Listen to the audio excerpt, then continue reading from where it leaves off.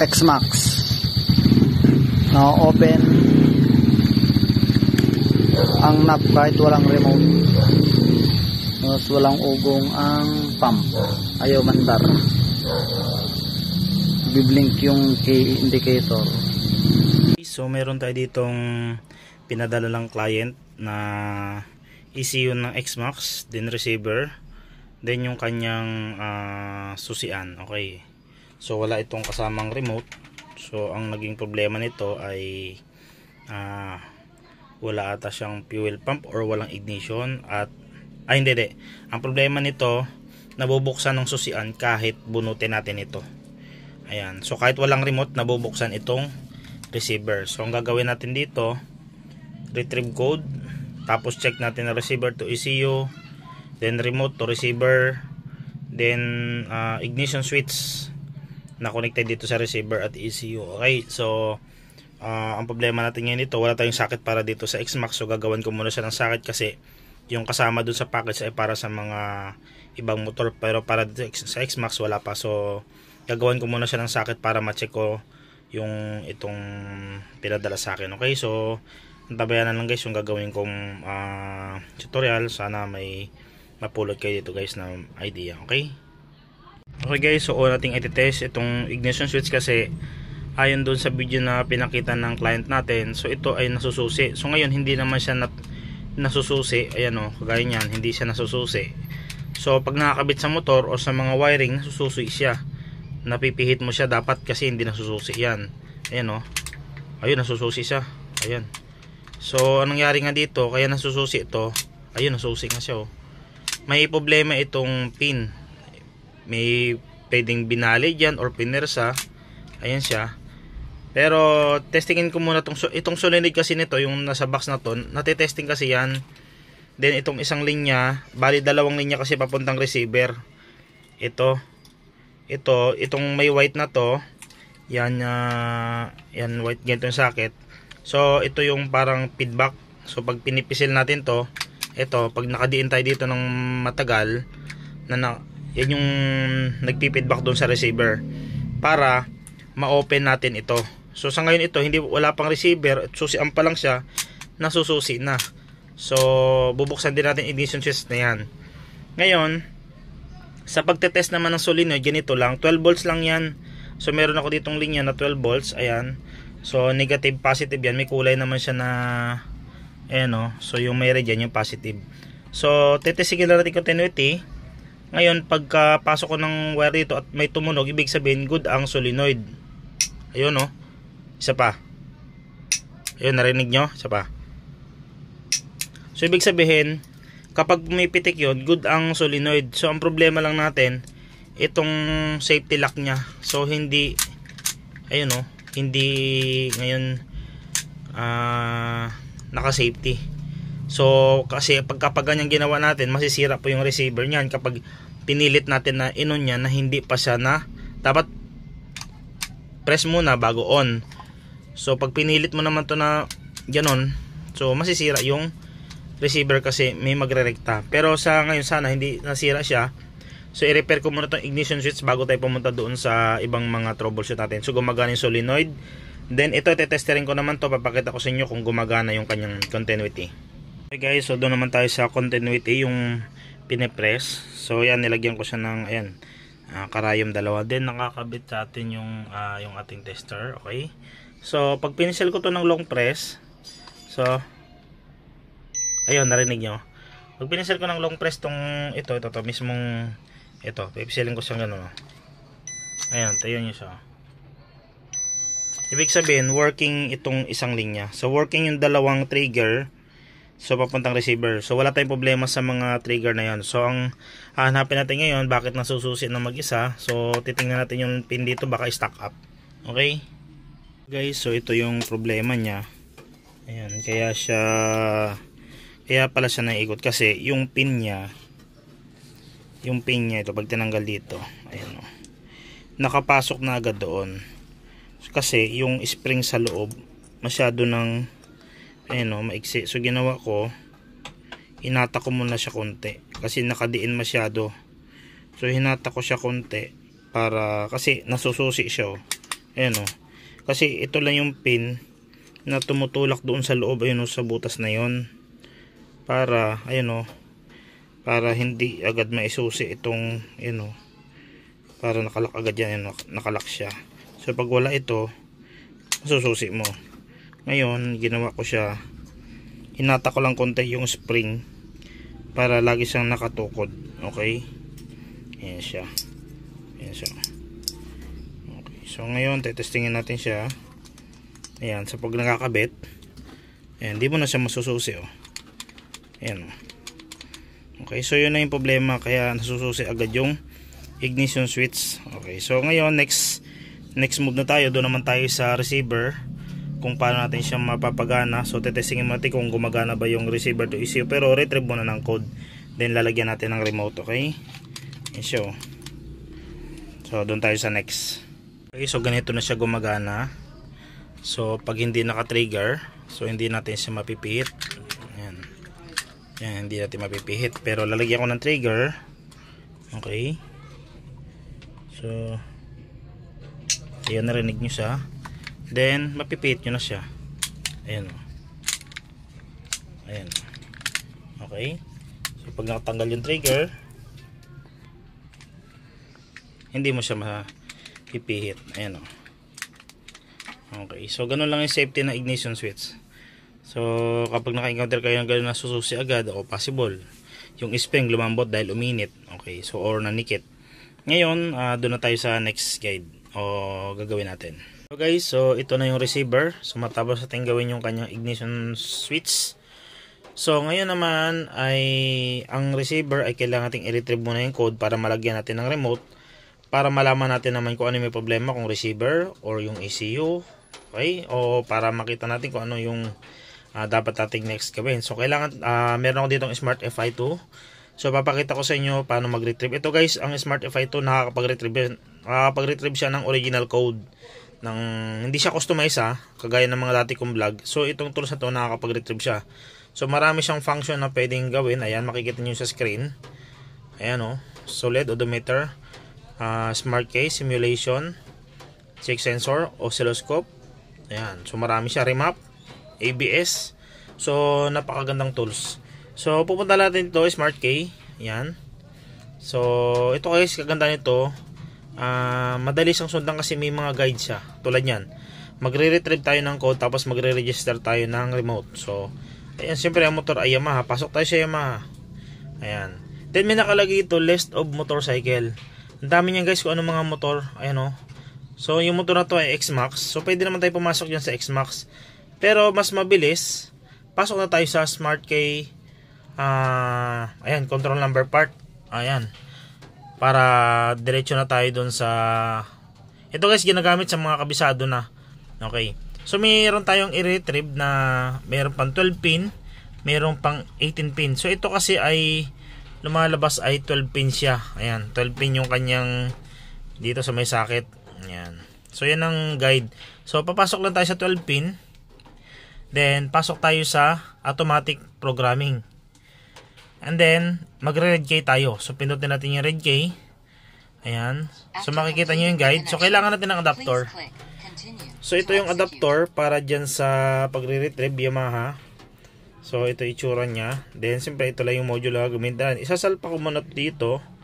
Then susundan lang natin yung nakalagay din dyan sa picture. So may kulay siya na white, blue, and black. So white, blue, and black. Ayan, o.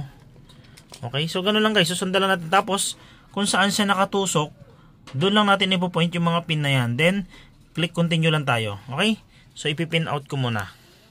Tutusok ko muna dun sa board. Okay, and guys, so nakatusok na ako. Ayan.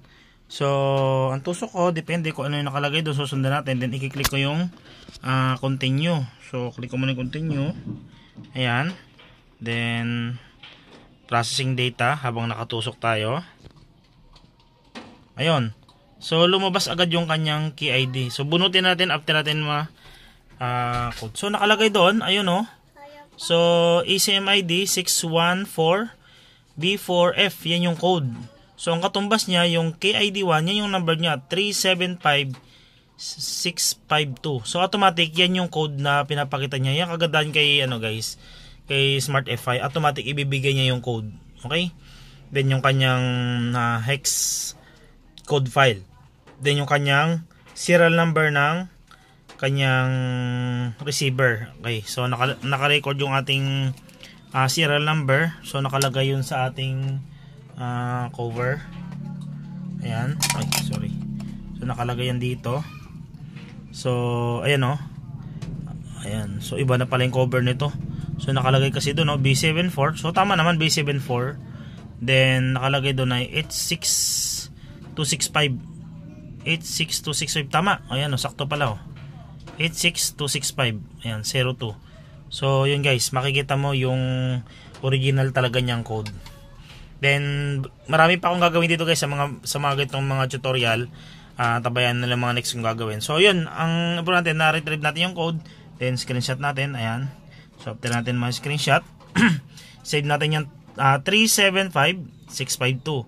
Ngayon, yan ang i-register natin remote. Kukuha ako ng bagong remote guys. Papakita ko sa inyo paano mag-register naman ng remote.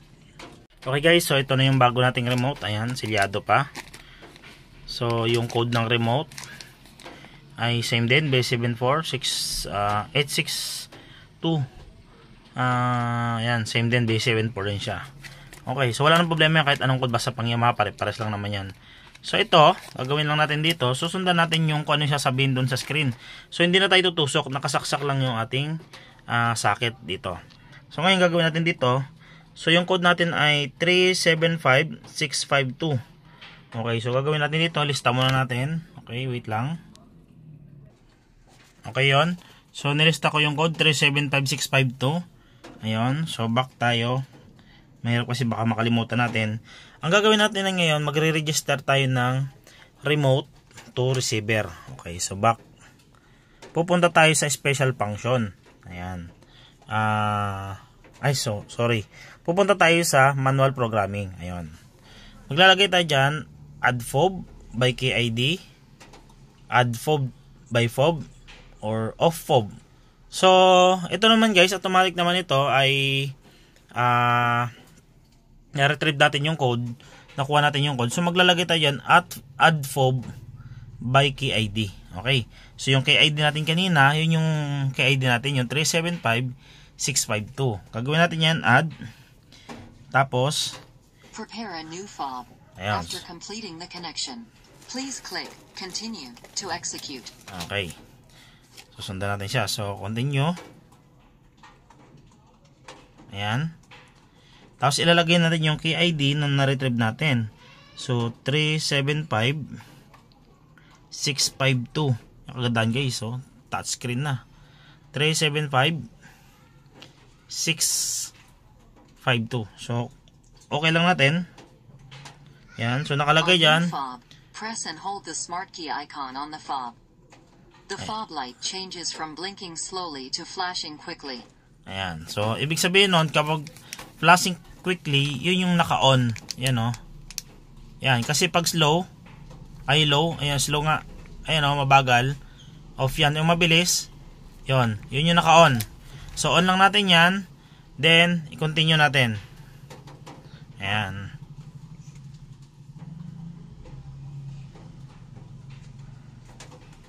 Ayan.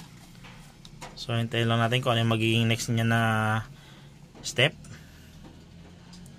Wala naman pinagkaiba to guys sa mga sa mga other kong pinapakita ng mga tutorial. Magkakaiba lang ng proseso, ng settings, pero isa lang din ang result. Connecting to SCU. Please wait. Okay.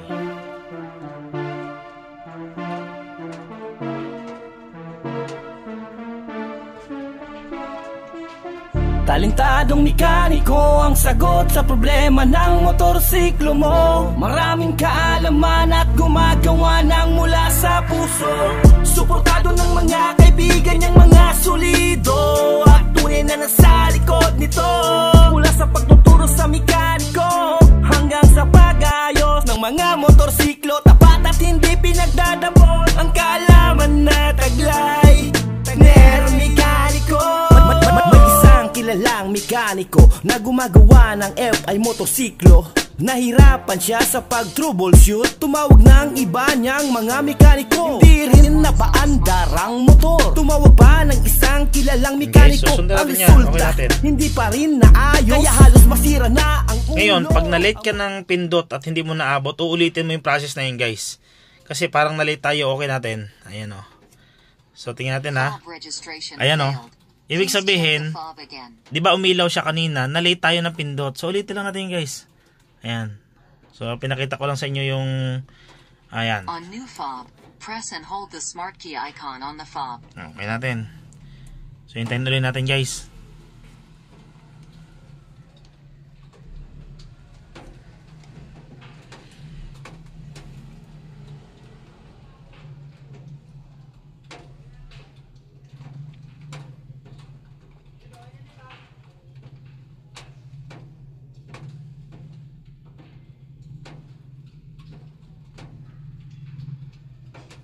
Connecting to SCU.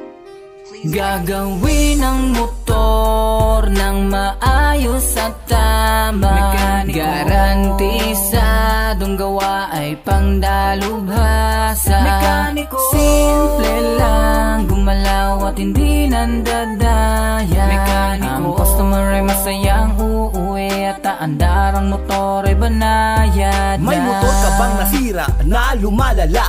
Dahil sa mekanikong puro lang sa hula. Kalikot dito, kalikot doon. Problema ng motor di pa rin mawala. Pinakamasakit, pinabili ka pa ng pyesa. Oh shit, hindi naman palayo ng sira. The best lumipat ka na dito sa mekanikong tapat na gumawa, di ka mapapahiya. Team Solid, sila ang tunay na mekaniko na may talino at gawa na ang motor mo ay alaga na maturuan ka parang Okay, tama. sarapindot natin, ha? Garantisadong Okay. sakto ang gawa. programming the key Ayan. to success. So, kailangan lang, guys, huwag kayong malilit nung pag umilaw siya, pindutin nyo agad siya. Kahit di pa lumalabas yung message, pindutin nyo na agad siya pag umilaw tong remote. Ayan. So, lalabas naman yung programming the key success. So, back. Ayan. So, ngayon, back tayo. Ayan. Pwede tayo mag-testing ng FOB and ECU sync. Ayan. Titingnan natin kung nag-pair ba yung dalawa na yan. So, on Press natin. and hold the smart key icon on the fob. Okay. The fob light changes from blinking slowly to flashing quickly. Okay.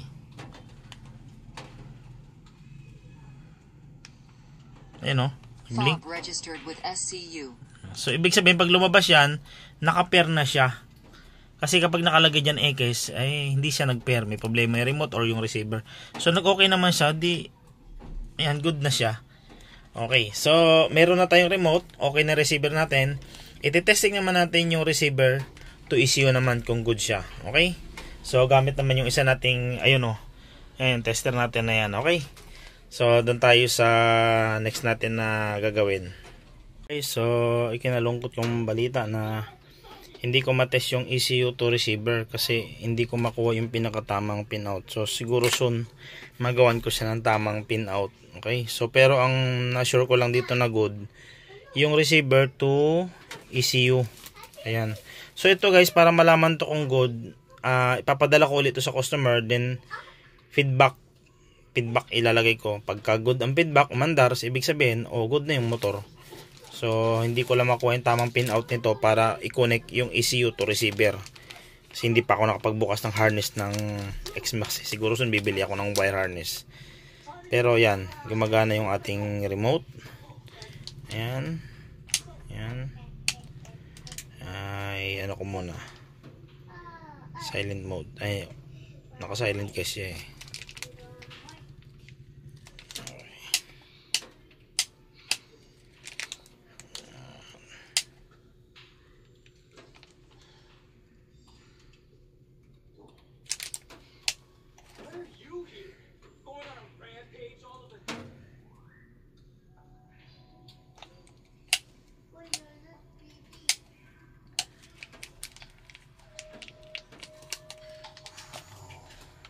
Yun guys, so ito lang. Tinanggal ko lang yung naka-silent mode. Ayan. So yan lang yung may papakita ko sa inyo ngayon na gumagana. Yung receiver, yung remote to receiver, then receiver to remote. Ayan, kita nyo may ilaw yung remote. So good siya. Ang hindi ko lang ma-check ngayon yung ECU to receiver. Okay? So, ipapadala ko muna to sa client. Then, ayun. Sana gumana guys. Okay? Bye-bye. So, zero yung receiver mo. Ayan. Ito na yung bago niyang remote. Ayan. So, pindutin ko. Ay, ulit. On ko muna. Okay. So, pindutin ko. Ayan, kita mo. Magana na, tapos feedback. Tingnan mo yung remote ilaw. Ayan o, may feedback na siya. Nag-on yung solenoid. Pag on mo, ayan, kita mo. Nag-feedback na siya. So, good na yung receiver to remote. So, itong issue yun, hindi naman siguro sira to. Hindi naman to nasunog eh. So, nangyari lang dito, di ba, nawala yung nasagasaan niya remote. So, ngayon, yung ignition switch, pakita ko sa'yo. Gumagana na rin. So, ito, ignition switch mo. Dati, nasususi siya kahit nakabunot yung receiver, or dati kahit ano lang, hindi mo siya kailangan pindutin para ma-on. So ito ngayon, hindi mo na siya mapipihit. So mapipihit lang yan kapag naka-trigger siya.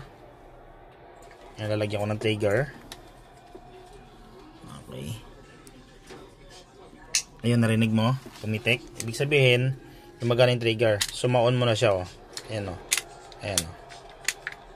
Ayan. Magana. So pagtanggal ko ng trigger, ayun, pumitik na. Ayan, di mo na siya masususi. Ayan. So good na to. Okay? So feedback, shake back na to sa'yo. Yung NMAX na last na ginawa natin ay ayaw mandar. Ngayon,